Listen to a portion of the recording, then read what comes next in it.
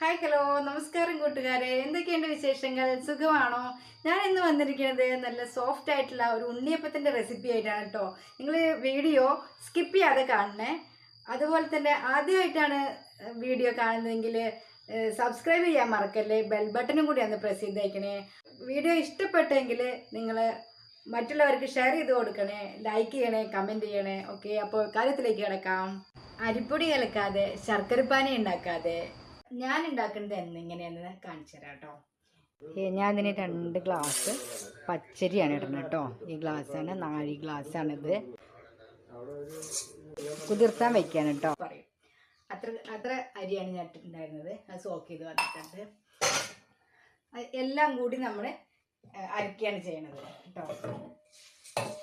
അപ്പം ആദ്യം നമ്മൾ ഈ അരി ഇടണു.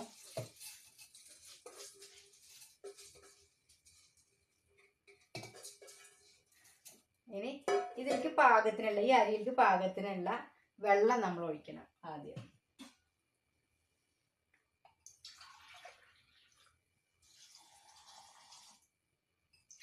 ഒരു ഗ്ലാസ് ഒഴിച്ചു. ഒരു ഗ്ലാസ് ഒഴിക്കുമ്പോൾ ഈ അരിയുടെ ഒപ്പം അങ്ങനെ വന്നിട്ടുണ്ടാവും. പിന്നെ കുറച്ചും കൂടി ഒഴിച്ചാൽ മതി. ഓക്കെ, അതിന് ശേഷം ശർക്കര അച്ചുകൾ ഞാൻ ഇതിലേക്ക് ഇടുകയാണ്. മിക്സിയിൽ അരയ്ക്കുമ്പോൾ തന്നെ അതിലേക്ക് ഇടുകയാണ് ചെയ്യുന്നത്. 3 അച്ചിട്ടിട്ടുണ്ട് കേട്ടോ. അതിലും കൂടുതൽ വേണ്ടെന്ന് വിചാരിച്ചിട്ടാണ്. നല്ല 3 അച്ച് വേണ്ടത്. അത്യാവശ്യം വലിപ്പമുള്ള അച്ചുകളാണ്. പിന്നെ ഈ പഴം ഇതിലേക്ക് ഇട്ടിട്ടാണ് നമ്മൾ അരക്കുകയാണ് ചെയ്യുക. ഇത് എല്ലാം കൂടി ഇട്ടിട്ടാകുമ്പോൾ നമുക്ക് എത്ര വെള്ളം എന്നറിയില്ല. അതുകൊണ്ടാണ് ഞാൻ ആദ്യം തന്നെ വെള്ളം ഒഴിച്ചത് കേട്ടോ. പഴം ഒരു 4-5 പഴമൊക്കെ ഇടാം. ഇത് നന്നല്ല. അതേ, 1 സ്പൂൺ ചോറും കൂടെ ചേർക്കുക കേട്ടോ. പഴയ ചോറല്ല, 4-5 ഏലക്കായുണ്ട്. ഇനി ഇതെല്ലാം കൂടി നമുക്കൊന്ന് അരച്ചെടുക്കണം. ഇത് അരയ്ക്കണ സമയത്ത് നല്ലോണം അരയുന്നതിന് മുന്നേ ഒരു ഇങ്ങനെ തൊട്ട് നോക്കിയതാ, അങ്ങനെ തരി പോലെ ഉണ്ടാവാം. അങ്ങനെ ആവണ സമയത്ത് നമ്മൾ കുറച്ച് ഭാഗങ്ങൾ മാറ്റി വെച്ചു കേട്ടോ. ഒരു കാൽ ഭാഗം നമ്മൾ മാറ്റി വെച്ചിരിക്കുകയാണ് കേട്ടോ.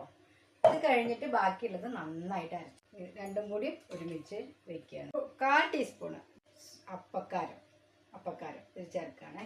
നന്നായിട്ട് ഇളക്കി വെക്കണം കേട്ടോ.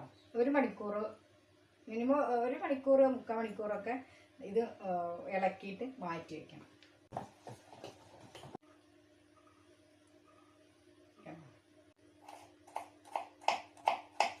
ചെറുതാക്കി. പിന്നെ ഇതേ കുറച്ച് ബദാമാണ് കേട്ടോ, അതും കൂടി നുറുക്കിയിടണേ.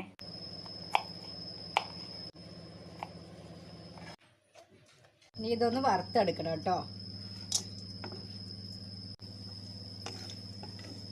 നെയ്യിലൊന്ന് വറുത്തെടുക്കുകയാണ് ചെയ്യണത്.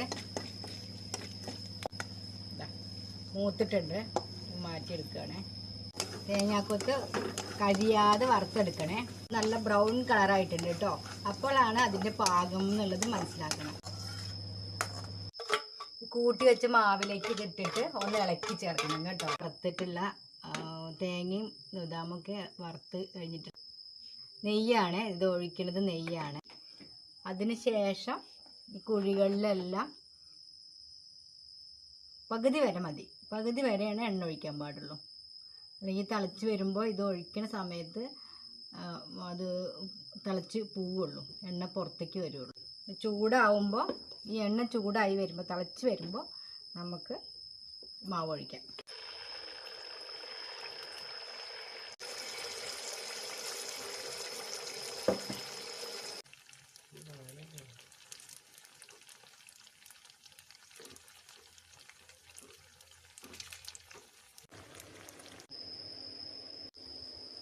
ഉണ്ണിയപ്പം റെഡി.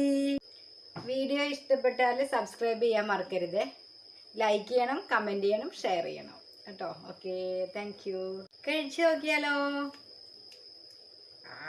നല്ല സ്മൂത്ത് ഉണ്ണിയപ്പം കേട്ടോ, അടിപൊളി.